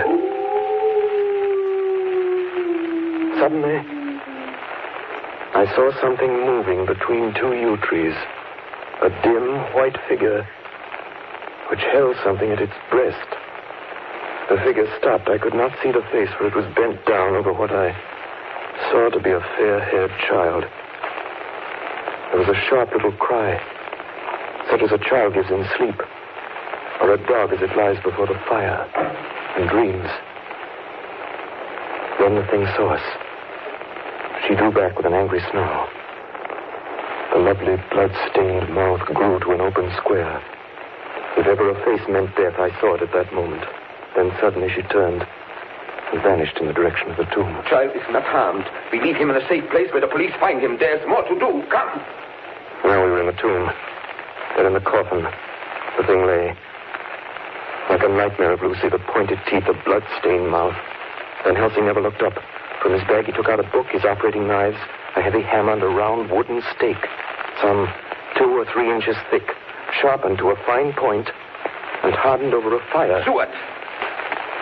The life of this unhappy woman is just begun. When she become what you call undead, there comes with the change the curse of immortality. She cannot die, but must go on age after age, adding new victims. Because all that die from the preying of the undead become themselves undead and prey on others. So the circle goes on, ever widening as the ripples from a stone thrown in the water. But if this lady, this undead, be made to rest as true dead, then the soul of the poor lady whom we love shall be again free. Tell me, what am I to do? Take this stake in your left hand. The hammer in your right. Yes. Place the point over the heart. Yes. Then, when I begin the prayer for the dead, in God's name, strike. Are you ready?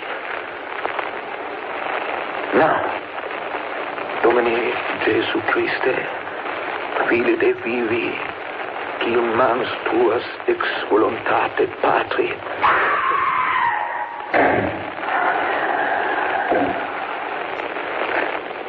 On the morning of July 11th, a man was found on the border of Transylvania. He talked wildly of wolves and boxes of earth and blood, and gave his name as Jonathan Harker. In the hospital at Klausenberg, he improved sufficiently to make possible his removal to England. I'm still quoting from my own personal papers. But there his condition remained so serious that he was committed for observation to a private ward in my hospital at Purfleet. Here he did so well that in 3 weeks he was completely recovered. It was during this time that his wife, Minna Harker, brought to the attention of Dr. Van Helsing and myself the journal that her husband had kept while a prisoner in the castle of a certain Count Dracula in Transylvania. I have before me the record of a meeting that took place in my study in Purfleet, transcribed by Minna Harker. October 1st.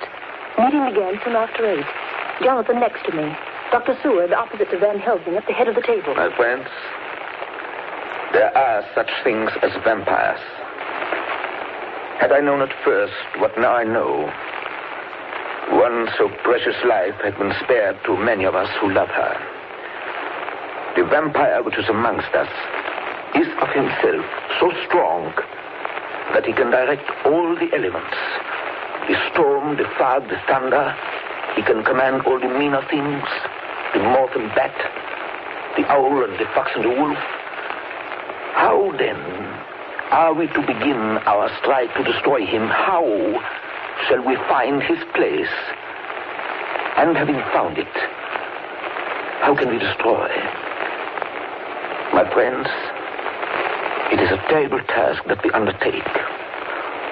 To fail here is not mere life or death. If we fail, we become as him.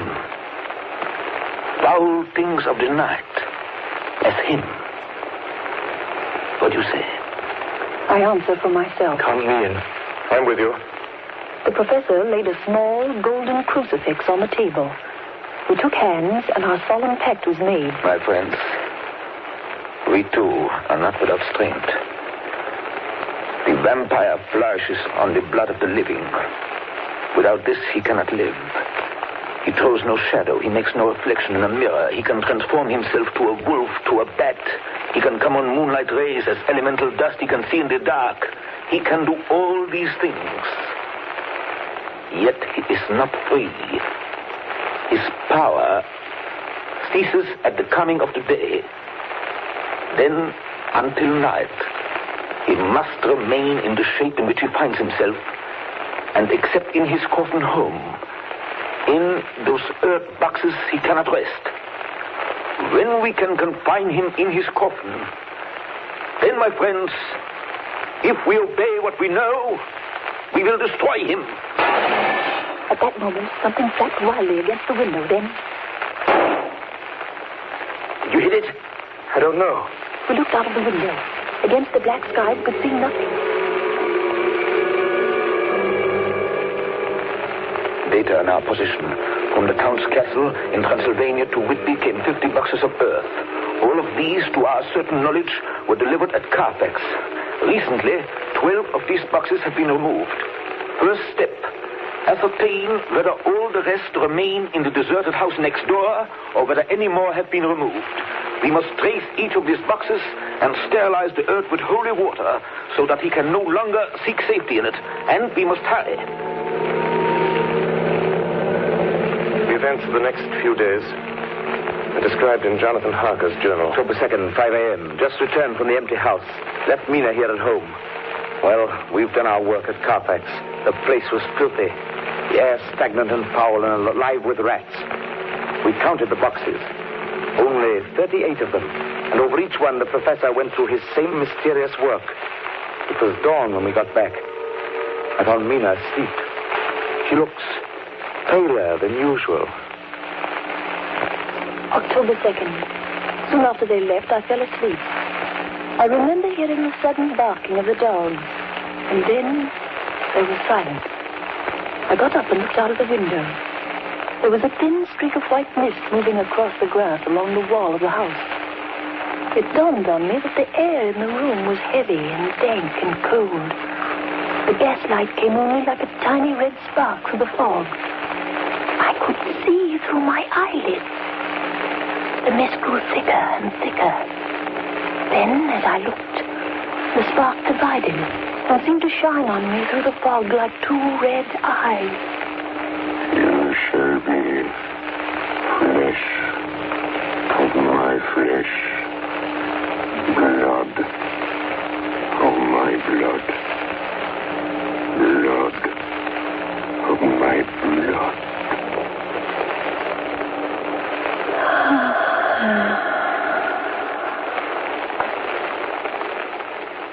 October 2nd, 8 p.m.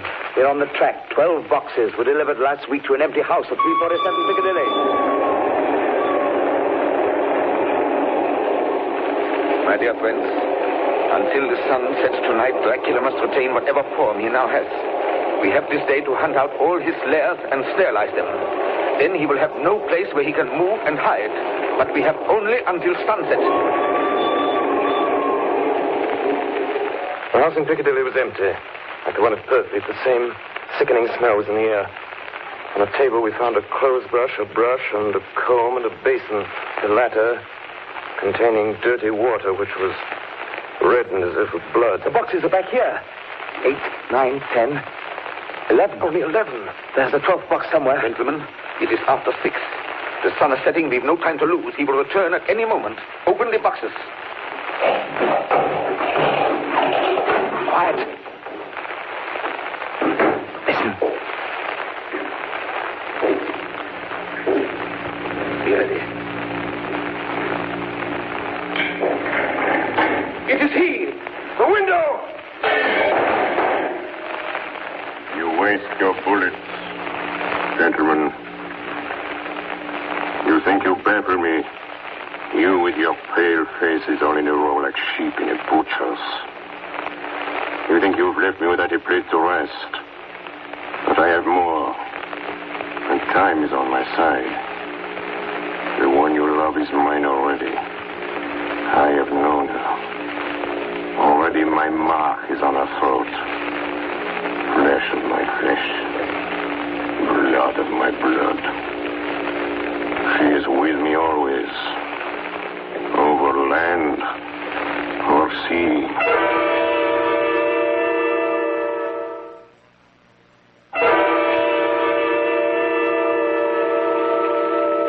October 4th morning. Another meeting in the study of Perkins. We must find that last remaining box, gentlemen. We must find it. As long as that earth exists impure, as long as there remains one place of refuge for Dracula, there is no safety and no peace for any soul in England. And for the undead, never peace so long as he lives. Blood of my blood. Blood of my blood. Mina, how do you know that? Quiet. With me always. Over land and sea. Mina, darling, how did you know that Dracula said those... I don't know. The words just came. Strange. There are times when somehow I feel that I'm with him. At sunset? Yes. Just at sunset. And again at sunrise.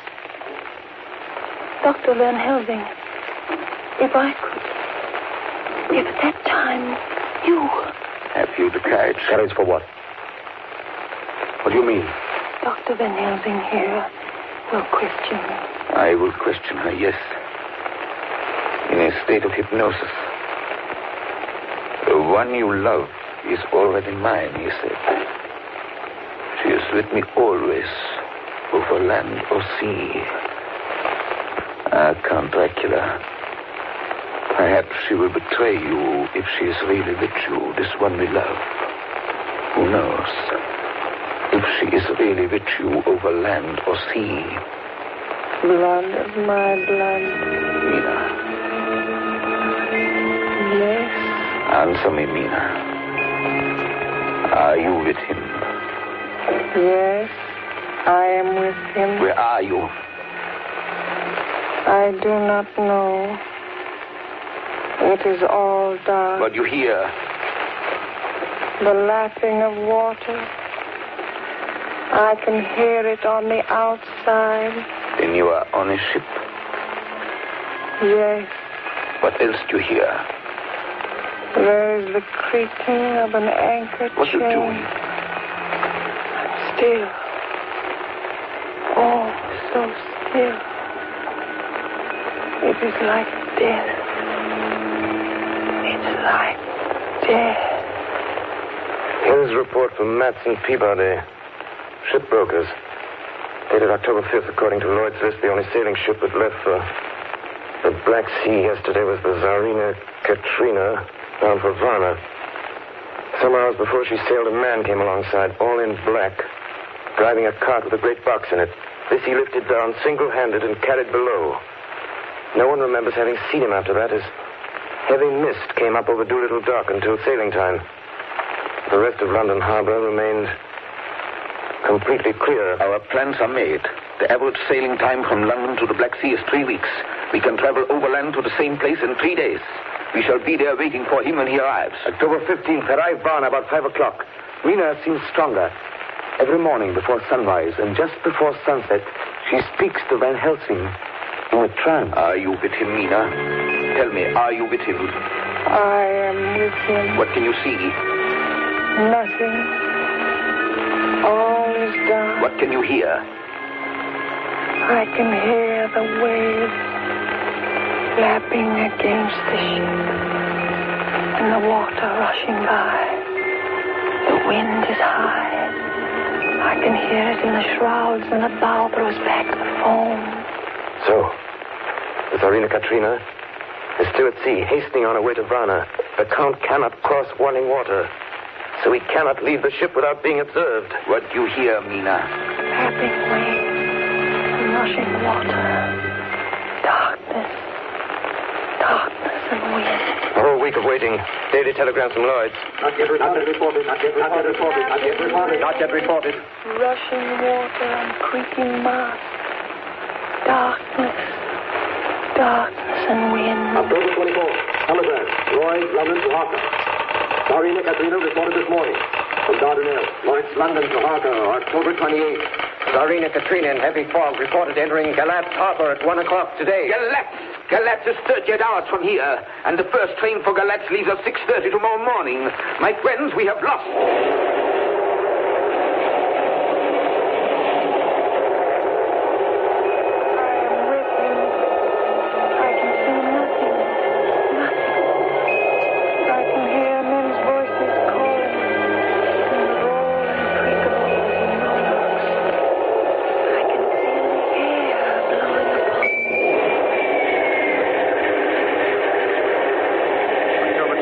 Evening. We're due between 2 and 3 in the morning, but already at Bucharest we are 3 hours late. Something's going on. I can feel it passing like a cold wind. I can hear far off confused sounds. Men talking in strange tongues. Tears falling water and the howling of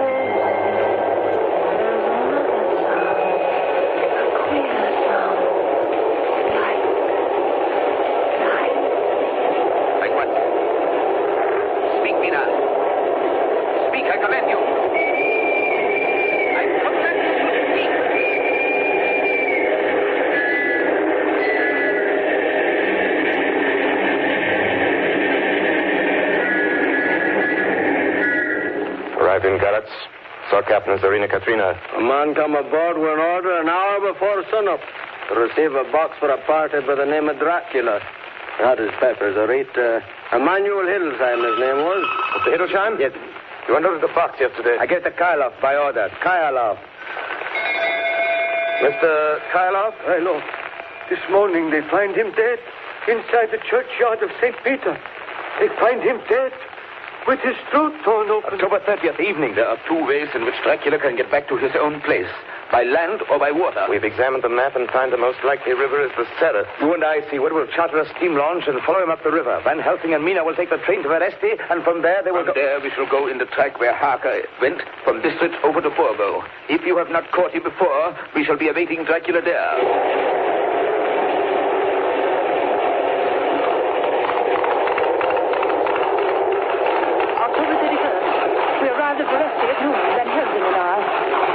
Here, and we start in an hour.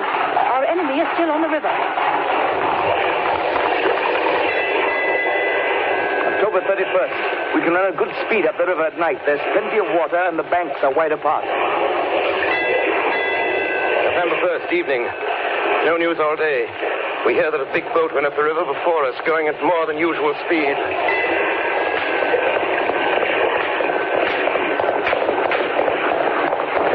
November 4th. All day driving. The country gets wilder as we go. By morning, we shall reach the Borgo Park. November the 4th, evening. We've left the launch. We've got horses, and we follow on the track along the river. We are armed. Look! Quick! There they are now! Heading west! With the dawn, we could see the Slovaks some miles before us, dashing along the river with their wagons. On it is the great box.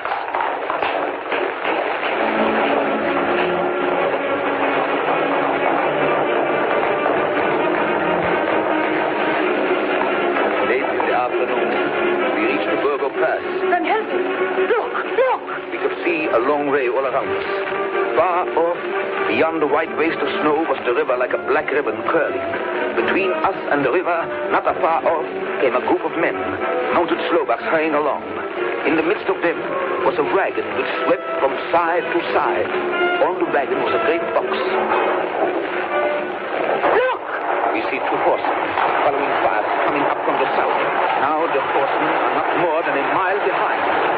Now the wagon is quite close to us. We can see the great box swaying crazily. Now they are almost upon us.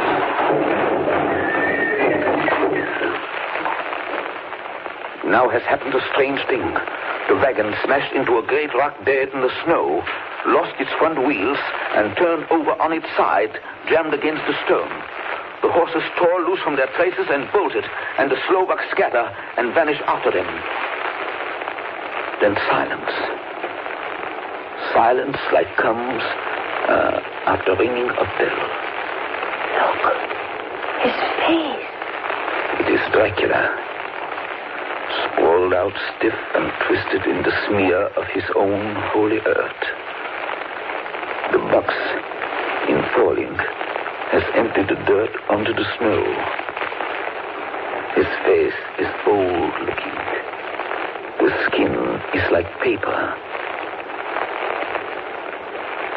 Dr. Seward, there's no time. Look at the sun. Sunset. In 1 minute there is darkness and he is forever lost to us. Have you the stake of wood and the hammer? Here. Now, Seward, pray for us. Kneel down and pray. Harker, the stake of wood over his heart. Be not afraid, Harker.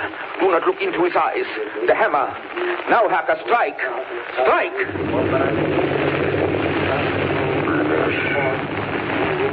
Flesh of my flesh. Guilt of my guilt. Death of my death. Speak and be manifest in the instant of your master's peril. Elements of darkness, rain, evil winds, mist, and mold, and tempest. Strike! The others couldn't. But somehow I can hear him speaking behind his eyes. Claw, wing, tooth, scale, tissue of flesh, death of my death, dead and undead. The hand of the living is over your master. Console him, my children. This instant is no longer than the space between two heartbeats. But the night is not here, and I am lonely. Come to your master, my children. Beguile him now in the instant of his peril. Beguile him with the sound of your names.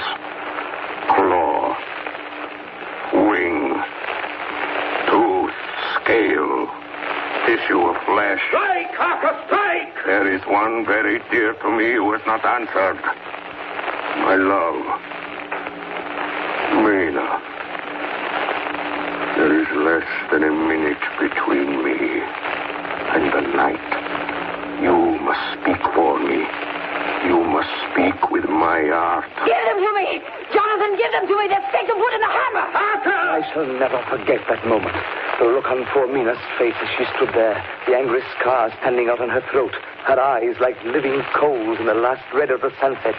She had torn the stake and the hammer out of my hands with the strength of an animal. Mina, do you know what you've done, woman? You know what you've done to us? You've released him, the evilest fiend. Look! The sun! As we looked down at Dracula, the eyes saw the sinking sun, and the hate in them turned to triumph. Flesh of my flesh. Come to me, my love. Come into the night and the darkness. You have served me well, my love. My bride.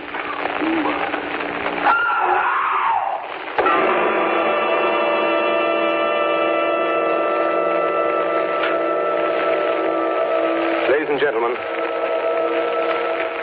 all the evidence in this case is now before you. I've added nothing.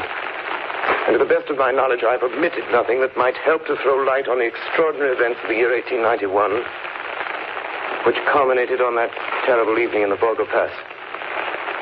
There remains only this one last report. When Mina Harker seized the stake and hammer from her husband, I believe she was under some form of hypnosis. She herself remembers nothing. But whatever influence was at work on her, she must, at the last moment, have rejected it. For at the exact instant the sun disappeared, it was Mina Harker who drove the stake through the heart of the thing that called itself Dracula. At that same instant, even as we looked, the wound on the side of her throat was no more. As for Dracula, before the scream of the creature had died from our ears, the whole body crumbled into dust and passed from our sight. In the final moment of dissolution, there was in the face a look of peace, such as I never could have imagined might have rested there.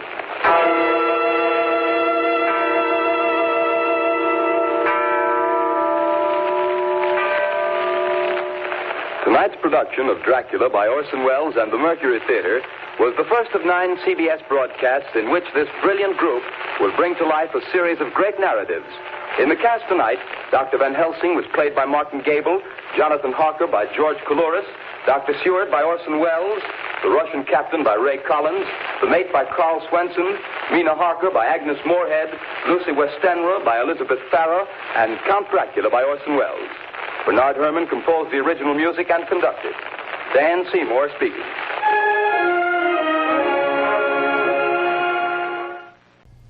Hello, ladies and gentlemen. Waddle the Duck here again. I'm in the center of town, and the creature has emerged from the woods with a tripod walker. He is rampaging through the town, and people are running for their lives. Oh, my God.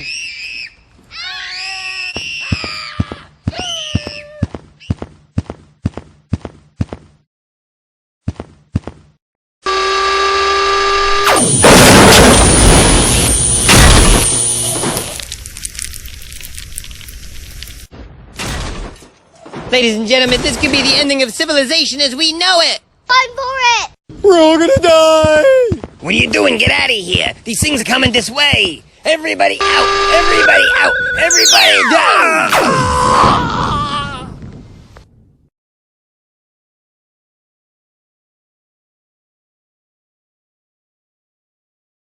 Ladies and gentlemen, Waddle the Duck here, and I'm back at the Grover Cleveland Pumpkin Patch, and something is happening. The Martian war machines are heading back this way.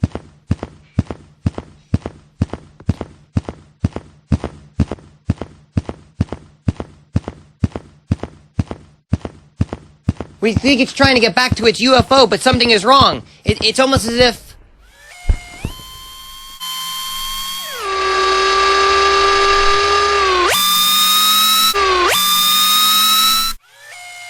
Its shields are down! Its shields are down!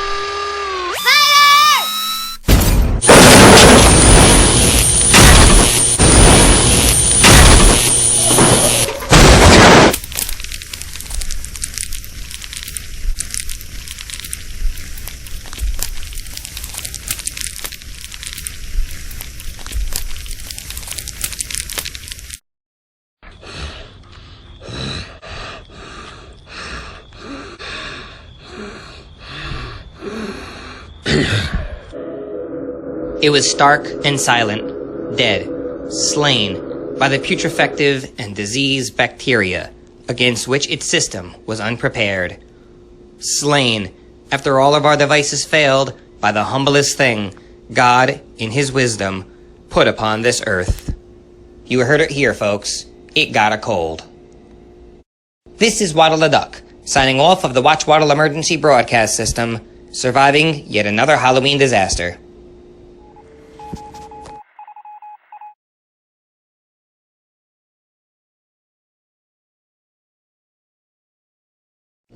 And that was our Jack-o'-lantern presentation.